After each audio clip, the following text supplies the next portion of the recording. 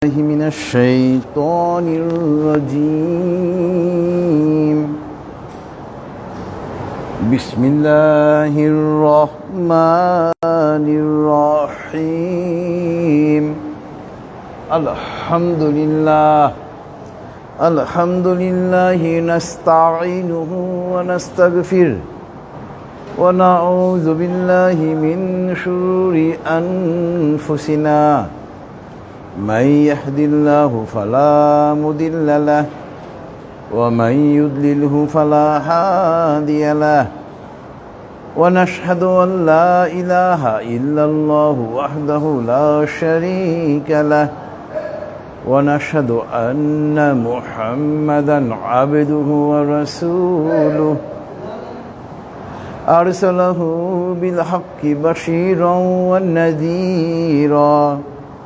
ونذيرا بين يدي الساعة. من يطع الله ورسوله فقد رشد ومن يعصهما فإنه لا يضر إلا نفسه ولا يضر الله شيئا. فقد قال الله تعالى في القرآن المجيد: أعوذ بالله من الشيطان الرجيم. إن الله وملائكته يصلون على النبي يا أيها الذين آمنوا صلوا عليه وسلموا تسليما. اللهم صل على محمد وعلى آل محمد كما صليت على إبراهيم وعلى آل إبراهيم إنك حميد مجيد. اللهم بارك على محمد وعلى آل محمد كما باركت على إبراهيم وعلى آل إبراهيم إنك حميد مجيد. رب اشرح لي صدري ويسر لي أمري واحلل عقدة من لساني يفقه قولي. ربي زدني علما. سبحان الله وبحمده سبحان الله العظيم. উপস্থিত সম্মানিত হাজির মজলিস এবং ফেসবুক লাইভের মাধ্যমে যারা আমাদের সঙ্গে যুক্ত হয়েছেন, আসসালামু আলাইকুম ওয়া রাহমাতুল্লাহি ওয়া বারাকাতুহু। মহান আল্লাহ পাকের দরবারে লক্ষ কোটি কৃতজ্ঞতা। মহান আল্লাহ পাক আজকে আমাদেরকে এই সুপ্রিম কোর্ট প্রাঙ্গণে মাগরিবের নামাজ আদায় করার পর তাফসিরুল কোরআনের মাহফিলে বসার তৌফিক দিয়েছেন। এই জন্য আমরা মহান আল্লাহ পাকের দরবারে কৃতজ্ঞতা আদায় করি, বলি আলহামদুলিল্লাহ। আজকে আমরা ইনশাআল্লাহ মহাগ্রন্থ আল কোরআনের 6 নম্বর সূরা, সূরাতুল আনআম এর আয়াত নম্বর 88, একটা আয়াত নিয়ে আমরা আলোচনা করব ইনশাআল্লাহ। তবে আমরা যথারীতি প্রথমে এই একটা আয়াতের তেলাওয়াত এবং তরজমা, এরপরে ইনশাআল্লাহ আমরা এই আয়াতের তাফসিরে চলে যাব। আউযু বিল্লাহি মিনাশ শাইতানির রাজীম। বিসমিল্লাহির রাহমানির রাহিম। ذلك هدى الله يهدي به من يشاء من عباده ولو أشركوا لحبط عنهم ما كانوا يعملون. صدق الله العلي العظيم وصدق رسوله النبي الكريم ونحن على ذلك من الشاهدين. سبحان الله وبحمده سبحان الله العظيم. اللهم صل على محمد عبدك ورسولك. বিতাড়িত শয়তান থেকে মহান আল্লাহর কাছে আশ্রয় চাচ্ছি। পরম করুণাময় এবং অসীম দয়ালু আল্লাহর নামে শুরু করছি। যালিকা হুদাল্লাহ ذلك هدى الله يهدي به من يشاء من عباده এটাই হলো মহান আল্লাহ পাকের হেদায়েত, এবং আল্লাহ পাক যাকে ইচ্ছা তার বান্দাদের মধ্য থেকে হেদায়েত দেন। ওয়ালাউ আশরাকু, যদি কেউ আল্লাহর সঙ্গে শরিক স্থাপন করে, লা হাবিতা আনহুম মা কানু ইয়ামালুন, আল্লাহ পাক তার সমস্ত আমলকে ধ্বংস করে দিবেন। মহান আল্লাহ সত্য বলেছেন এবং তার প্রেরিত নবী ও রাসূল সাল্লাল্লাহু আলাইহি ওয়াসাল্লাম সত্য বলেছেন, এবং আমরা সাক্ষীগণের অন্তর্ভুক্ত। মহাপবিত্র আল্লাহ, যাবতীয় প্রশংসা তার জন্য। মহাপবিত্র আল্লাহ, তিনি মহামহিমান্বিত। হে আল্লাহ, আপনি আপনার বান্দা এবং রাসূল হযরত মুহাম্মদ সাল্লাল্লাহু আলাইহি ওয়াসাল্লামের উপর রহমত বর্ষণ করুন। এটা ছিল মহাগ্রন্থ আল কোরআনের 6 নম্বর সূরা, সূরাতুল আনআমের আয়াত নম্বর 88 তেলাওয়াত এবং তরজমা। আয়াতটা অত্যন্ত সংক্ষিপ্ত, কিন্তু তার তাৎপর্য ব্যাপক। আমরা মুসলমান, এবং ইসলামের মূল মন্ত্র হইল তাওহীদ। মা আত-তাওহীদু, তাওহীদ কি? আত-তাওহীদু ঈমানুন বিইলাহি ওয়াহিদ। তাওহীদ হলো একমাত্র সৃষ্টিকর্তা মহান আল্লাহ পাকের উপরে ঈমান আনা। আমাদের সৃষ্টিকর্তা মহান আল্লাহ পাক এক এবং অদ্বিতীয়, তার কোনো শরিক নেই, তার কোনো অংশীদার নেই, তার কোনো পুত্র নেই, তার কোনো কন্যা নেই, তার কোনো স্ত্রী নেই, তিনি তার জন্মও নেই, মৃত্যুও নেই, তিনি ছিলেন, আছেন এবং থাকবেন। তো এই আকীদা একজন মুসলমান মাত্রই আমাদেরকে এই আকীদা পোষণ করতে হবে, এই বিশ্বাস রাখতে হবে। এবং আমরা যত অল্প আমল করি না কেন, কিন্তু আমাদের ঈমান যদি ঠিক থাকে, আমরা যদি তাওহীদবাদী মুসলমান হই, তাহলে ইনশাআল্লাহ ওই অল্প আমলই আমাদের জন্য যথেষ্ট। সহিহ হাদিসে এসেছে, ইখলিস দীনাকা ইয়াকফিকাল আমালুল কলিল, তোমরা দিনকে খাঁটি করো, অল্প আমলই তোমার জন্য নাজাতের জন্য যথেষ্ট। ইখলিস দীনাকা ইয়াকফিকাল আমালুল কলিল, তোমরা দিনকে খাঁটি করো, অল্প আমলই তোমাদের নাজাতের জন্য যথেষ্ট। তো আমরা আজকে এই তাফসিরের সঙ্গে চলে যাব মহাগ্রন্থ আল কোরআনের অন্যান্য সূরার অন্যান্য আয়াত, যা আজকে তাফসিরের সঙ্গে প্রাসঙ্গিক। প্রথম প্রাসঙ্গিক আয়াত হলো সূরাতুন নিসা আয়াত নাম্বার 48। সূরাতুন নিসা আয়াত নাম্বার 48-এ মহান আল্লাহ পাক বলতেছেন, ইন্নাল্লাহা লা ইয়াগফিরু আন ইউশরাকা বিহি ওয়া ইয়াগফিরু মা দুনা যালিকা লিমান ইয়াশা ومن يشرك بالله فقد افترى إثما عظيما إن الله لا يغفر, নিশ্চয় মহান আল্লাহ পাক ক্ষমা করবেন না যে আল্লাহর সঙ্গে শরিক স্থাপন করবে। এছাড়া অন্য যে কোনো গুনাহ আল্লাহ পাক চাইলেই ক্ষমা করে দিবেন। যে ব্যক্তি আল্লাহর সঙ্গে শরিক স্থাপন করলো, সে নিজেকে মহা পাপে জর্জরিত করল। সূরাতুন নিসা আয়াত নাম্বার 48। এবং প্রায় একই কথা মহান আল্লাহ পাক এই সূরাতুন নিসারই আয়াত নাম্বার 116-তে আল্লাহ পাক বলেছেন।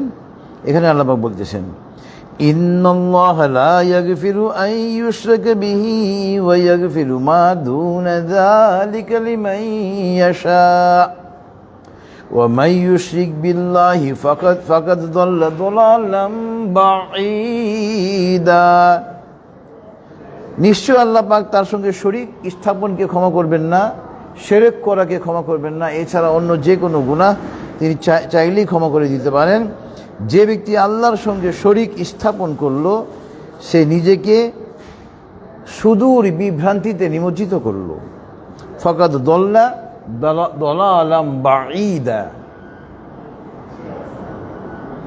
এবং এই সূরারই আয়াত নম্বর 124-এ মহান আল্লাহ পাক বলতেছেন, ওয়া মান ইয়া'মাল মিনাস সালিহাতি মিন যাকারিন আও উনসা ওয়া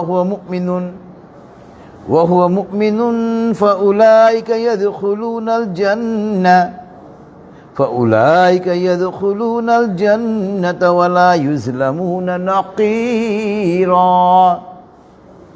দেখেন,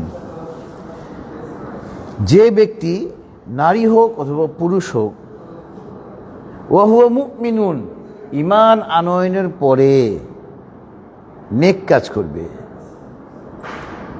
আল্লাহ পাক তাকে জান্নাতে প্রবেশ করাবেন। ঈমান আনয়নের পরে। ঈমান যদি না আনেন, আপনি যতই ভালো কাজ, মাদার তেরেসা এরা কত ভালো কাজ করে, সারা বিশ্বে তারা জনকল্যাণমূলক কাজ করে যাচ্ছে, কিন্তু তাদের মরতে দেরি হবে, জাহান্নামে যাইতে দেরি হবে না। কেননা তাদের ঈমান নেই। একজন হিন্দু ভদ্রলোক অনেক ভালো কাজ করে, কিন্তু যেহেতু তার ঈমান নেই, মৃত্যুর সঙ্গে সঙ্গে সে জাহান্নামে নিক্ষিপ্ত হবে। জান্নাতে যাওয়ার পূর্ব শর্ত হইল আল্লাহ পাকের উপরে, তাওহীদের উপরে ঈমান আনতে হবে। এবং আল্লাহ পাক বলতেছেন তাকে জান্নাতে আল্লাহ পাক প্রবেশ করাবেন যারা ঈমান আনয়নের উপরে নেক আমল করবে, সে নারী হোক বা পুরুষ হোক। ওয়ালা ইউজলামুনা নাকিরা, তাদের উপরে বিন্দু মাত্র, লেশ মাত্র অন্যায় অবিচার করা হবে না। সূরাতুন নিসা আয়াত নাম্বার 124। এবং যে কথা বলছিলাম, মাদার তেরেসার কথা বলেন, অনেক কাফেররা অনেক ভালো ভালো কাজ করে, কিন্তু তারা জান্নাতে কোনোদিন যেতে পারবে না। এবং এটা আল্লাহ পাক সূরাতুল মায়েদার আয়াত নম্বর 72-এ আরও স্পষ্ট করে বর্ণনা করেছেন। সূরাতুল মায়েদা আয়াত নম্বর 72, এখানে মহান আল্লাহ পাক বলতেছেন, লাকাদ কাফারাল্লাযীনা ক্বালু ইন্নাল্লাহা হুয়াল মাসীহু ইবনু মারইয়াম ওয়া ক্বালাল মাসীহু ইয়া বানী ইসরাঈল আ'বুদুল্লাহা রাব্বী ওয়া রাব্বাকুম।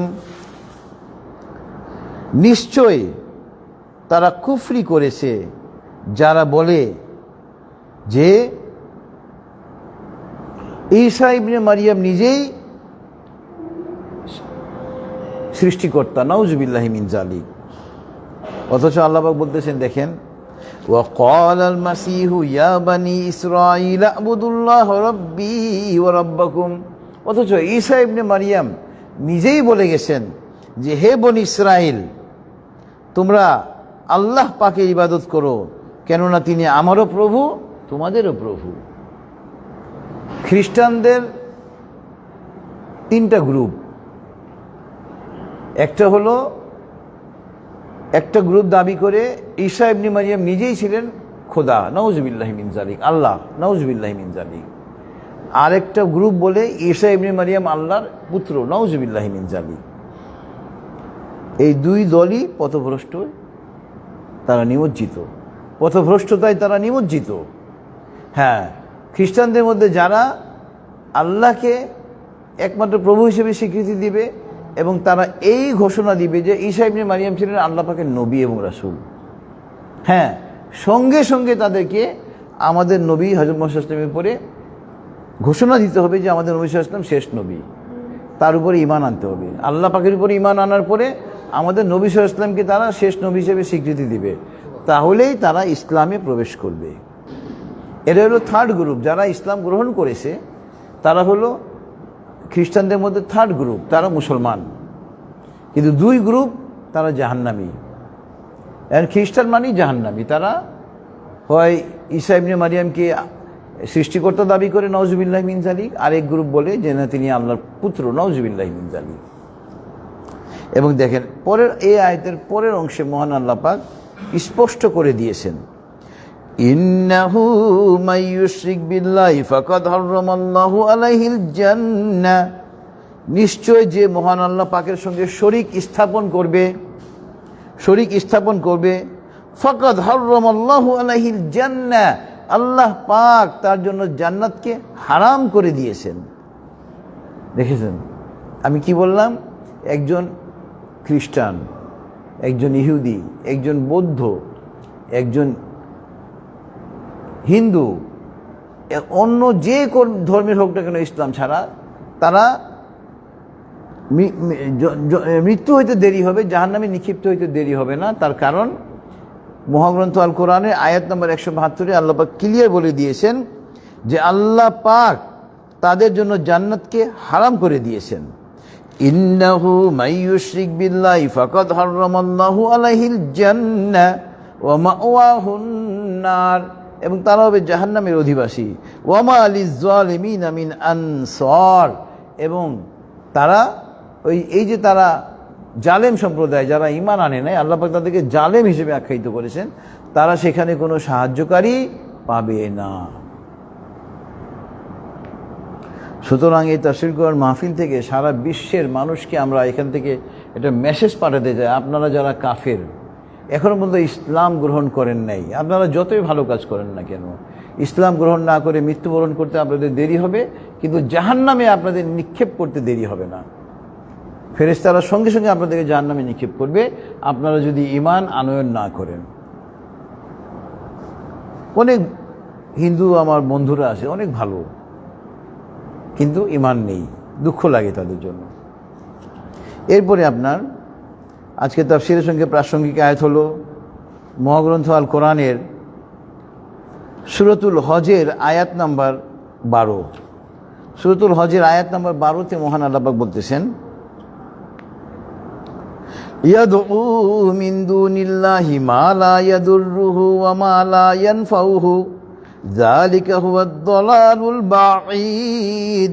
তারা আল্লাহকে বাদ দিয়ে যাদেরকে ডাকে তাদের কোনো ক্ষমতা নেই, তারা মানুষের জন্য কোনো উপকার করবে কিংবা ক্ষতি করবে। এবং এই ব্যাপারে দেখেন আল্লাহ পাক সূরাতুল হজের আয়াত নম্বর 73-এ আরও স্পষ্ট করে দিয়েছেন। সূরাতুল হজে আল্লাহ পাক আরও স্পষ্ট করে দিচ্ছেন, যারা জ্ঞানী দেখবেন অনেক বড় বড় জ্ঞানীরা হিন্দু মূর্তি পূজা করে, তারা একবারও দেখেন এই আয়াত নম্বর 73 সূরাতুল হজ। সূরাতুল হজ হইল মহাগ্রন্থ আল কোরআনের 22 নম্বর সূরা। এখানে আল্লাহ পাক বলতেছেন, ইয়া আইয়ুহান নাসু দুরিবা মাসালুন ফাসতামিউ লাহ ইন্নাল্লাযীনা তাদউনা মিন দুনিল্লাহি লা ইয়াখলুকু যুবাবান ওয়া লা ইজতামাউ লাহ ওয়া ইয়াসলুবহুমুয যুবাবু শাইআন লা ইয়াস্তানকিযুহু মিন দাউফাত তালিব ওয়াল মাতলুব। ইয়া আইয়ুহান নাস, হে মানব সম্প্রদায়। পৃথিবীর সমস্ত মানুষকে আল্লাহ পাক সম্বোধন করে বলতেছেন, মুসলিম তো বটেই, হিন্দু বৌদ্ধ খ্রিস্টান যে ধর্মের হোক না কেন, সমস্ত মানুষকে আল্লাহ পাক সম্বোধন করে বলতেছেন, ইয়া আইয়ুহান নাস, হে মানব সম্প্রদায়। দুরিবা মাসালুন, একটা উদাহরণ পেশ করা হচ্ছে, একটা উদাহরণ দেওয়া হচ্ছে, একটা দৃষ্টান্ত দেওয়া হচ্ছে। ফাসতামিউ লাহ, তোমরা মনোযোগ দিয়ে শ্রবণ করো। ইন্নাল্লাযীনা তাদউনা মিন দুনিল্লাহি লা ইয়াখলুকু যুবাবা, এই যে তোমরা আল্লাহকে বাদ দিয়ে মূর্তিগুলোকে ডাকো, তাদের কি কোনো ক্ষমতা আছে যে তারা একটা মাছি সৃষ্টি করবে? ওয়ালা ইজতামাউ লাহ, সমস্ত মূর্তিগুলোকে যদি তোমরা একত্রিত করো, তথাপি সমস্ত মূর্তিগুলোকে একটা মাছি সৃষ্টি করতে পারবে? পারবে না। এবার আল্লাহ বলতেছেন, ওয়া ইয়াসলুবহুমুয যুবাবু শাইআন লা ইয়াস্তানকিযুহু মিন, মাছি সৃষ্টি করা তো দূরের কথা, এই যে মূর্তিগুলোর সামনে থেকে মাছি যে খাবার নিয়ে যায়, ওই খাবার কি তাদের ফেরত আনার কোনো ক্ষমতা রয়েছে? এই যে দেখেন, একজন বুদ্ধিমান মানুষ যদি একটু চিন্তা করে, তারা কেন মূর্তি পূজা করবে? অথচ বহু জ্ঞানী লোকরা মূর্তি পূজা করে, নাউযুবিল্লাহি মিন যালিক। এবং আল্লাহ বলতেছেন, দাউফাত তালিবু ওয়াল মাতলুব, কত দুর্বল যারা এই মূর্তিগুলোর কাছে চায়, আর কত দুর্বল এই মূর্তিগুলো, নাউযুবিল্লাহি মিন যালিক। এবং প্রায় একই রকম উদাহরণ মহান আল্লাহ পাক দিয়েছেন সূরাতুল আনকাবুতের আয়াত নম্বর 41-এ। সূরাতুল আনকাবুতের আয়াত নম্বর 41-এ মহান আল্লাহ পাক বলতেছেন, মাসালুল্লাযীনা ইত্তাখাযু মিন দুনিল্লাহি আউলিয়া কামাসালিল আনকাবুত ইত্তাখাযাত বাইতা ওয়া ইন্না আওহানাল বুয়ুতি লাবাইতুল আনকাবুত লাউ কানু ইয়ালামুন। আনকাবুত মানে হলো মাকড়সা। এই 41 নম্বর আয়াতে মহান আল্লাহ পাক আনকাবুত শব্দটা ব্যবহার করেছেন, এই জন্য এই সূরার নামকরণ করা হয়েছে সূরাতুল আনকাবুত, মানে মাকড়সা। আল্লাহ বলতেছেন যে যারা আল্লাহকে বাদ দিয়ে অন্যকে উপাস্য হিসেবে গ্রহণ করেছে, তাদের উদাহরণ হলো মাকড়সার জালের মতো। মাকড়সাও নিজেদের বাড়ি বানায়, ঘর বানায়, এবং এটা হলো পৃথিবীর দুর্বলতম ঘর, যদি তারা তা জানতো। অর্থাৎ মাকড়সার জাল কোনো কাজে লাগে? একটু বাতাস হলেই ভেঙে যায়, নিজে নিজেও ভেঙে যায়। তো এই মাকড়সার জাল যেমন মানুষের কোনো কাজে আসে না, তো যারা আল্লাহকে বাদ দিয়ে অন্যকে উপাস্য হিসেবে গ্রহণ করেছে, পরকালে তাদের অবস্থা হবে ঠিক এইরকম। ওই মূর্তিগুলো, মিথ্যা মাবুদগুলো তাদের জন্য পরকালে মহান আল্লাহ পাকের কাছে কোনো উপকারী করতে পারবে না। এরপরের আয়াত হলো সূরাতুল লুকমানের আয়াত নম্বর 13, আজকে তাফসীরের সঙ্গে প্রাসঙ্গিক। এখানে মহান আল্লাহ পাক বলতেছেন, হযরত লোকমান হাকিম, হযরত দাউদ আলাইহিস সালামের যুগে তার আবির্ভাব। তিনি অত্যন্ত জ্ঞানী ছিলেন এবং তিনি বনী ইসরাইলদের মাঝে ফতোয়া দিতেন। তো আপনার এই লোকমান হাকিম, আল্লাহ পাক তাকে হিকমত দিয়েছিলেন। হিকমত মানে দ্বীনের গভীর জ্ঞান, হিকমত দিয়েছিলেন। অনেক বড় বড় রাজা বাদশারা তাকে তাদের দরবারে ডেকে লোকমান হাকিমের নিকট থেকে পরামর্শ গ্রহণ করতেন। এই লোকমান হাকিম তার সন্তানকে, তার পুত্রকে উপদেশ দিচ্ছেন। দেখেন কি উপদেশ দিচ্ছেন। وَإِذْ قَالَ لُقْمَانُ لِابْنِهِ وَهُوَ يَعِظُهُ يَا بُنَيَّ لَا تُشْرِكْ بِاللَّهِ إِنَّ الشِّرْكَ لَظُلْمٌ عَظِيمٌ। হযরত লোকমান হাকিম তার সন্তানকে উপদেশ দিচ্ছেন এবং বলতেছেন, ইয়া বুনাইয়া, হে আমার সন্তান, লা তুশরিক বিল্লাহ, আল্লাহর সঙ্গে কোনো শরিক স্থাপন করো না। ইন্নাশ শিরকা লাযুলমুন আযীম, নিশ্চয় শিরক হলো গিয়ে একটা মহা অপরাধ। জুলমুন আযীম, মহা অন্যায়, সবচেয়ে বড় গুনাহ। এরপরে আপনার আজকে তাফসীরের সঙ্গে প্রাসঙ্গিক আয়াত হলো সূরাতুল জিনের আয়াত নম্বর 20 এবং 21। সূরাতুল জিন মহাগ্রন্থ আল কোরআনে 72 নম্বর সূরা। এখানে আল্লাহ পাক আয়াত নম্বর 20 এবং 21-এ বলতেছেন, কুল ইন্নামা আদউ রাব্বি ওয়া লা উশরিকু বিহি আহাদা কুল ইন্নী লা আমলিকু লাকুম দাররান ওয়া লা রাশাদা। হে নবী, আপনি বলুন, আমি আমার প্রভুকে ডাকি, আল্লাহ পাককে ডাকি, এবং আমি তার সঙ্গে কাউকে শরিক করি না। অর্থাৎ আমি তাওহীদবাদী মুসলমান। এবং আরও আপনি জানিয়ে দিন, কুল ইন্নী লা আমলিকু লাকুম দাররান ওয়া লা রাশাদা। দেখেন নবী, দো জাহানের বাদশাহ, মহাগ্রন্থ আল কোরআন যার উপরে আল্লাহ পাক নাজিল করেছেন। আমরা মৃত্যুর পরে জান্নাত জাহান্নাম যদি আল্লাহ পাক ভাগ্যে রাখি, আমরা জান্নাত দেখব, না হয় জাহান্নামে নিক্ষিপ্ত হব। কিন্তু আল্লাহ পাক আমাদের নবী সাল্লাল্লাহু আলাইহি ওয়াসাল্লামকে জীবদ্দশায় মেরাজে নিয়ে জান্নাত জাহান্নাম পরিদর্শন করিয়েছেন। আল্লাহু আকবার! কত বড় নবী আমাদের, বিশ্ব নবী, নবীগণের সর্দার তিনি। অথচ ওই নবীকে আল্লাহ পাক বলতেছেন, কুল, হে নবী, আপনি বলে দিন, ইন্নী লা আমলিকু লাকুম দাররান ওয়া লা রাশাদা। আপনি বলে দেন আপনার কওমকে, সারা বিশ্বকে আপনি জানিয়ে দেন যে আমার কোনো ক্ষমতা নেই আমি তোমাদের জন্য কোনো উপকার করব কিংবা ক্ষতি করব। অর্থাৎ ভালো মন্দ কিছু করার অধিকার একমাত্র মহান আল্লাহ পাকের। পৃথিবীর কোনো ব্যক্তির কোনো ক্ষমতা নেই আমাদের জন্য কোনো উপকার করবে বা ক্ষতি করবে। যেখানে নবী সাল্লাল্লাহু আলাইহি ওয়াসাল্লামকে আল্লাহ পাক বললেন, আপনি জানিয়ে দেন আমার কোনো ক্ষমতা নেই আমি তোমাদের কোনো ভালো বা মন্দ করব। আল্লাহু আকবার! অর্থাৎ ভালো মন্দ সব কিছুর মালিক একমাত্র আল্লাহ পাক। আমরা যাই কিছু চাইব একমাত্র আল্লাহ পাকের কাছে চাইব। আল্লাহু আকবার! এরপরে আপনার এর মানে এটা না যে আমাদের নবী সাল্লাল্লাহু আলাইহি ওয়াসাল্লামের মর্যাদা কমে গিয়েছে। আমাদের নবী সাল্লাল্লাহু আলাইহি ওয়াসাল্লাম তো বিশ্ব নবী, শ্রেষ্ঠ নবী, নবীগণের সর্দার। এবং পরকালে আমাদের নবী সাল্লাল্লাহু আলাইহি ওয়াসাল্লামকে একমাত্র দেওয়া হবে শাফায়াতের অধিকার, সুপারিশ করার অধিকার দেওয়া হবে। তো আপনার কিন্তু দুনিয়াতে আল্লাহ রাসূল সাল্লাল্লাহু আলাইহি ওয়াসাল্লামকে বলে দিয়েছেন আল্লাহ পাক, আপনি জানিয়ে দেন যে আমার কোনো ক্ষমতা নেই যে আমি তোমাদের কোনো ভালো বা মন্দ করতে পারবো। অর্থাৎ ভালো মন্দ যাই কিছু আমরা চাইবো মহান আল্লাহ পাকের কাছে চাইবো। কোনো পীরের কাছে যাওয়ার আমাদের প্রয়োজন নাই, কোনো উসিলা ধরার প্রয়োজন নাই। একমাত্র আল্লাহ পাককে, আমরা যদি তাওহীদবাদী মুসলমান হই, মহান আল্লাহ পাকই আমাদের জন্য যথেষ্ট।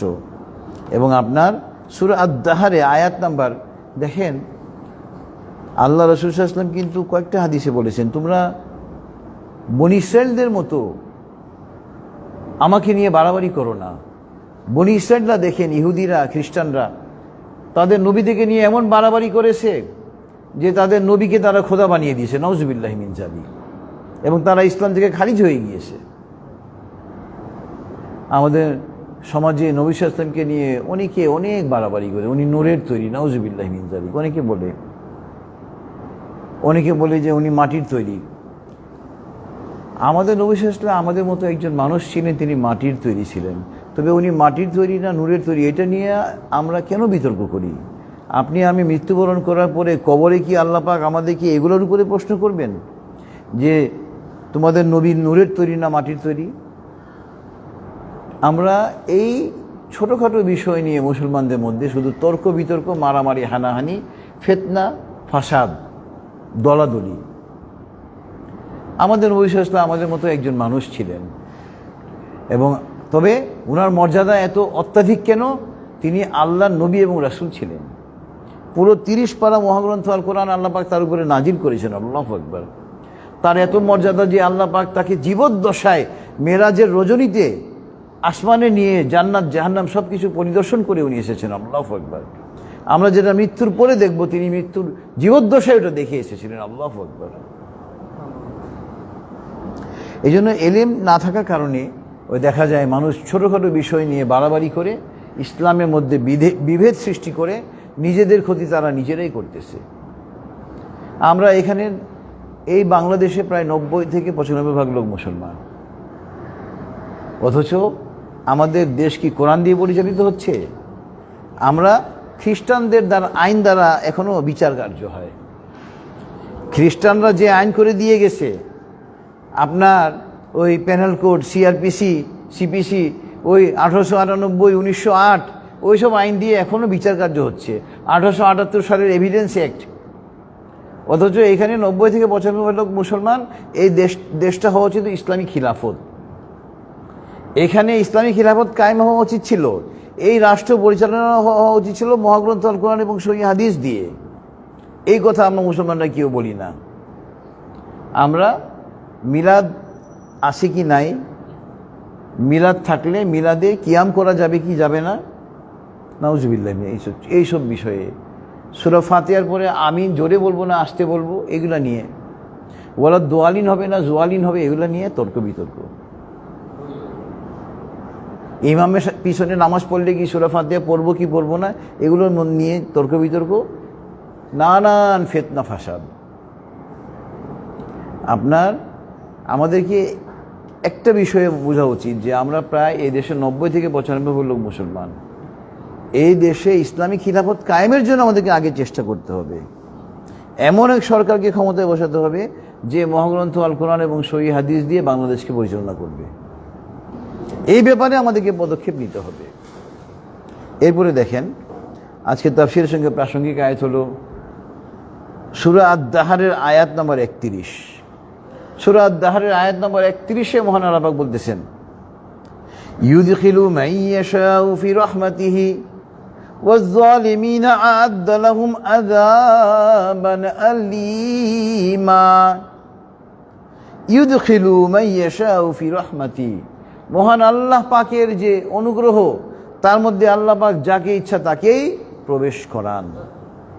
ওয়াজ-যালিমিনা আ'আদ্দা লাহুম আযাবান আলীমা, এবং যারা জালেম অর্থাৎ যারা কাফের, তাদের জন্য আল্লাহ পাক যন্ত্রণাদায়ক শাস্তির ব্যবস্থা করে রেখেছেন। এই জন্য ভাই, মহাগ্রন্থ আল কোরআনের বিধিবিধান আমাদেরকে জানতে হবে এবং আমাদের ব্যক্তি জীবনে, পারিবারিক জীবনে, সামাজিক জীবনে তথা রাষ্ট্রীয় জীবনে প্রয়োগ করার জন্য আমাদের সাধ্যমতো চেষ্টা করতে হবে। এখন আমাদের দেশে এমন একটা সরকার, অন্তর্বর্তীকালীন যে সরকার ডক্টর ইউনূসের নেতৃত্বে, এই সরকার হলো বাংলাদেশের ইতিহাস কি, ব্রিটিশের ইতিহাসও যদি দেখেন, এত ইসলাম বান্ধব সরকার কখনো ছিল না। আগে আপনি একটা ওয়াজ মাহফিল করবেন, থানায় গিয়ে ওসির ধরনা দেওয়া লাগতো, ওসির কাছে গিয়ে একবারে পাইচারি করতে করতে অনুমতি নিয়ে আসতে হতো ওয়াজ মাহফিল করার জন্য। আর এখন আপনি ওয়াজ মাহফিল করে কোনো লাগবে না, অনুমোদন লাগবে না। এই সরকার বলেই দিয়েছে ইসলামী মজলিস করার জন্য কোনো অনুমতি কারোর প্রয়োজন নাই। মহাগ্রন্থ আল কোরআনে, হাদিসে আল্লাহ পাক আমাদেরকে নির্দেশ দিয়ে দিয়েছেন। মহাগ্রন্থ আল কোরআনে নির্দেশ দিয়ে দিয়েছেন আল্লাহ পাক, হাদিসের মাধ্যমে আল্লাহ রাসূল সাল্লাল্লাহু আলাইহি ওয়াসাল্লাম আমাদেরকে অনুমতি দিয়ে দিয়েছেন। এইরকম সরকার কি আগে কখনো ছিল? তো এই সরকারের অধীনে পরবর্তী যে নির্বাচন হবে, এই নির্বাচনে এমন এক দলকে ক্ষমতায় আনতে হবে যারা ইসলামী খিলাফত এই দেশে কায়েম করবে, অর্থাৎ ইসলামী দলকে ভোট দিতে হবে, সোজা কথা। এখন আমরা চলে যাব আজকে তাফসীরের সঙ্গে প্রাসঙ্গিক কয়েকটা হাদিসে। আন সুফিয়ান ইবনে আব্দুল্লাহ আস-সাকাফি রাদিয়াল্লাহু আনহু قال قلت يا رسول الله صلى الله عليه وسلم قل لي في الإسلام قولا لا أسأل عنه أحدا بعدك قال قل آمنت بالله فاستقم رواه মুসলিম। সহিহ মুসলিমের সহিহ হাদিস। হযরত সুফিয়ান ইবনে আব্দুল্লাহ আস-সাকাফি রাদিয়াল্লাহু আনহু হাদিস খানা বর্ণনা করেছেন এবং তিনি বলতেছেন, কুলতু আমি বললাম, ইয়া রাসূলুল্লাহ হে আল্লাহর রাসূল সাল্লাল্লাহু আলাইহি ওয়াসাল্লাম, কুল্লি আমাকে শিখিয়ে দেন, আমাকে বলেন, ফিল ইসলাম ইসলাম সম্পর্কে, কাউলান এমন একটা কথা, লা আসআলু আনহু আহাদাম বাদাকা যা আপনার পরে আমি আর কাউকে জিজ্ঞাসা করব না।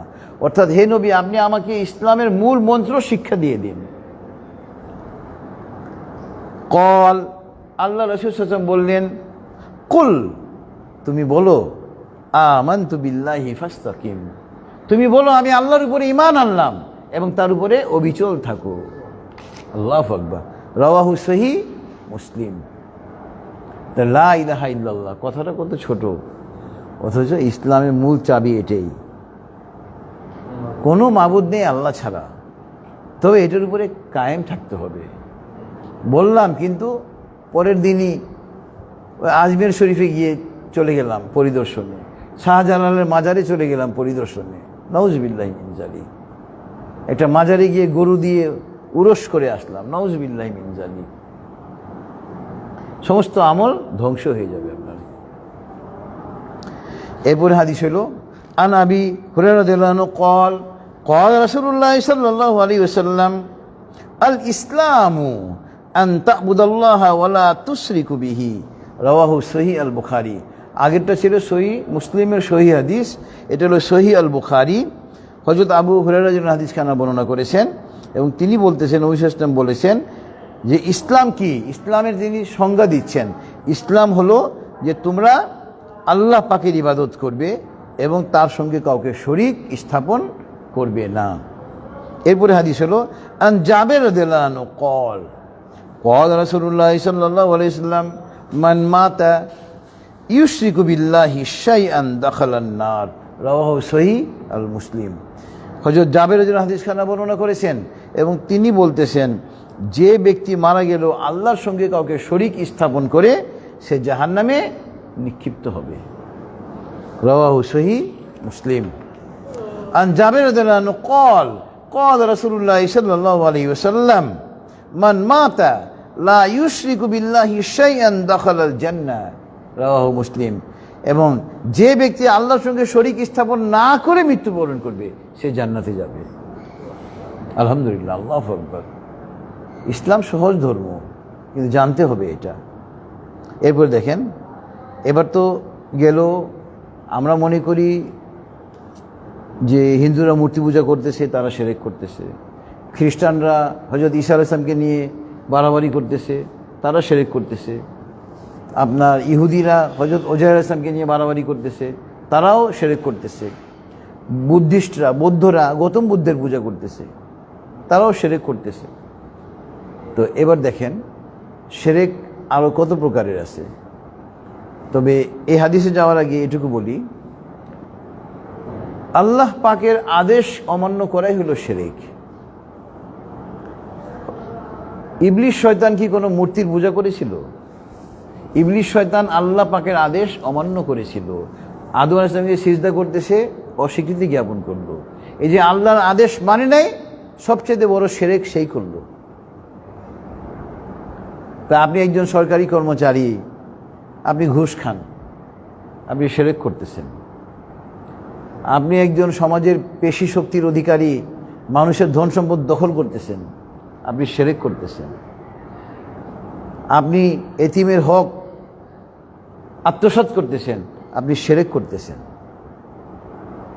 এবার দেখেন হাদিসে আসছে, আন সাদ্দাদ ইবনে আওস রাদিয়াল্লাহু আনহু قال قال رسول الله صلى الله عليه وسلم من صلى يراعي فقد اشرك।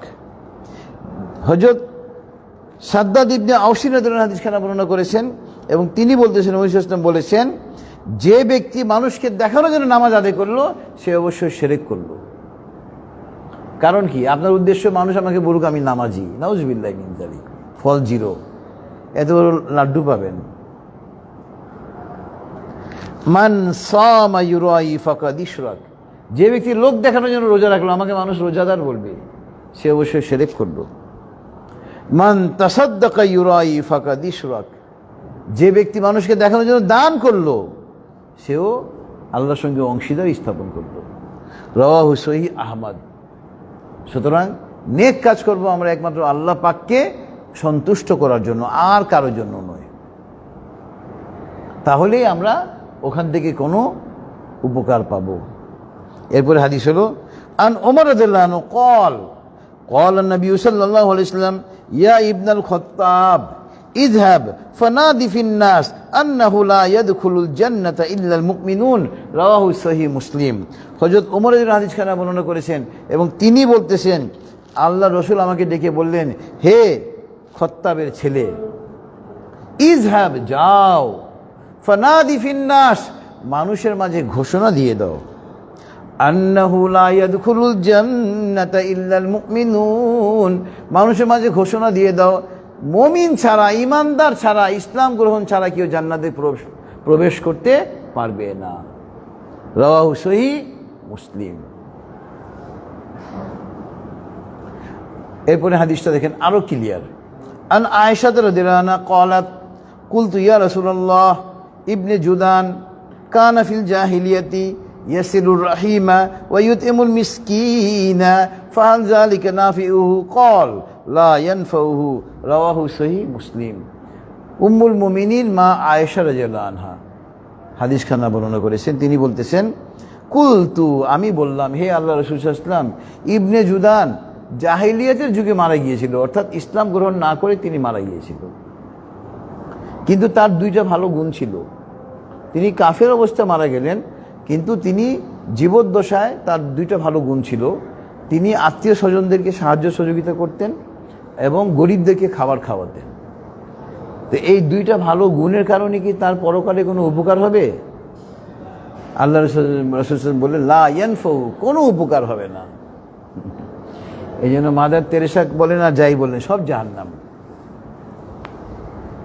সুতরাং জান্নাতে প্রবেশ করার পূর্ব শর্ত হলো ঈমান আনয়ন করতে হবে, ইসলামে প্রবেশ করতে হবে। তো আমরা অত্যন্ত ভাগ্যবান যে আমরা মুসলমান ঘরে জন্মগ্রহণ করে আমরা তাওহীদের মধ্যে বসবাস করতেছি।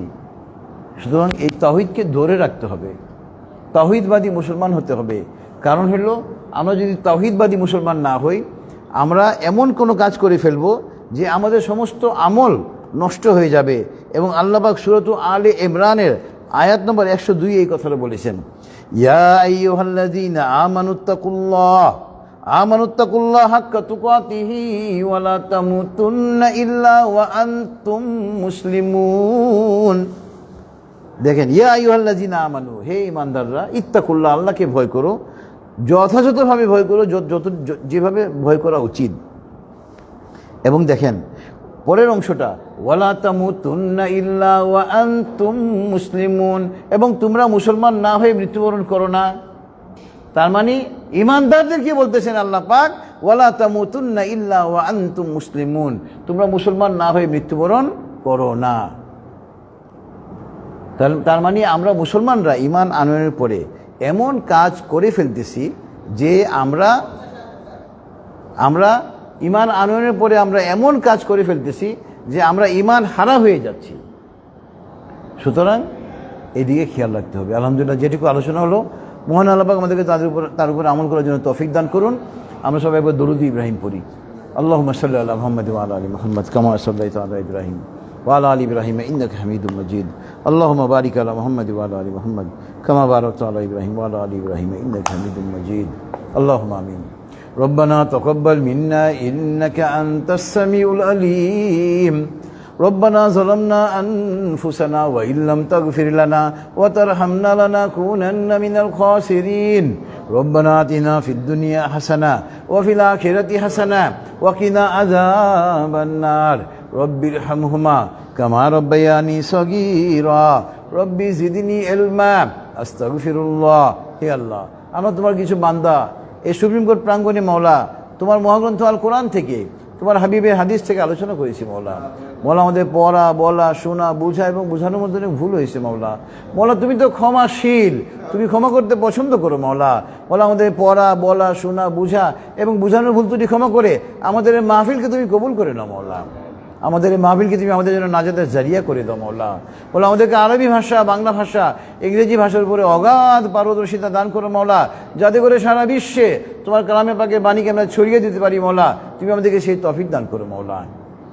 মাওলা, আমরা যারা হাত দিতেছি মাওলা, আমরা আমাদের জীবনের জানা অজানা, ইচ্ছা অনিচ্ছায় করা সমস্ত গুনাহ নিয়ে তোমার দরবারে তওবা করতেছি মাওলা। তুমি আমাদের তওবাকে কবুল করে নাও মাওলা।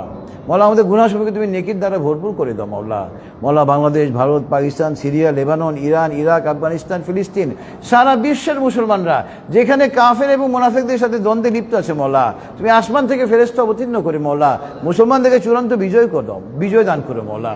কাফেরদেরকে, মুনাফিকদেরকে চূড়ান্তভাবে পরাজিত করো মাওলা। মাওলা, মাওলা, বিশেষ করে মাওলা আমাদের ফিলিস্তিনি ভাই বোনদেরকে রক্ষা করো মাওলা। ভারতের মুসলমানদেরকে রক্ষা করো মাওলা। ইসলামের চরম শত্রু মাওলা বনি ইসরাইল, ডোনাল্ড ট্রাম্প মাওলা, তারপরে নরেন্দ্র মোদী মাওলা, এদেরকে তুমি ধ্বংস করো মাওলা। ভারতকে ধ্বংস করো মাওলা। মুসলমানদেরকে তারা ধ্বংস করতেছে মাওলা। মাওলা, বনি ইসরাইলকে ধ্বংস করো মাওলা। সারা বিশ্বের কাফেররা এবং মুনাফিকরা যারা ইসলামের শত্রু, তাদেরকে তুমি ধ্বংস করে দাও মাওলা। মুসলমানদেরকে তুমি চূড়ান্ত বিজয় দান করো মাওলা।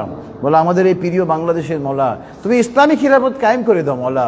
পরবর্তী নির্বাচনে মাওলা এমন এক দলকে বাংলাদেশের রাষ্ট্র ক্ষমতায় অধিষ্ঠিত করো মাওলা, যে মহাগ্রন্থ আল কোরআন এবং সহিহ হাদিস দিয়ে মাওলা সত্যিকারের ইসলামী খিলাফত এই দেশে কায়েম করবে মাওলা। মাওলা, আমরা যেন আমাদের জীবদ্দশায় মাওলা এই দেশে ইসলামী খিলাফত দেখে যেতে পারি মাওলা, তুমি সেই তৌফিক দান করো মাওলা। মাওলা, আমরা যারা হাতি দেশি মাওলা, তুমি তো আমাদের প্রত্যেকের মনের খবর জানো, আমাদের প্রত্যেকের মনের নেক উদ্দেশ্যকে পূর্ণ করে দাও মাওলা। মহাগ্রন্থ আল কোরআনের উসিলায় আমাদের দোয়াকে কবুল করে না মাওলা। ওয়া সাল্লাল্লাহু তাআলা আলা খাইরি খালকিহি মুহাম্মাদি ওয়া আলা আলিহি ওয়া আসহাবিহি আজমাইন। সুবহান রাব্বিকা রাব্বিল ইজ্জাতি আম্মা ইয়াসিফুন ওয়া সালামুন আলাল মুরসালিন ওয়ালহামদুলিল্লাহি রাব্বিল আলামিন। আসসালামু আলাইকুম ওয়া রাহমাতুল্লাহ। দিয়ে দিয়েছি।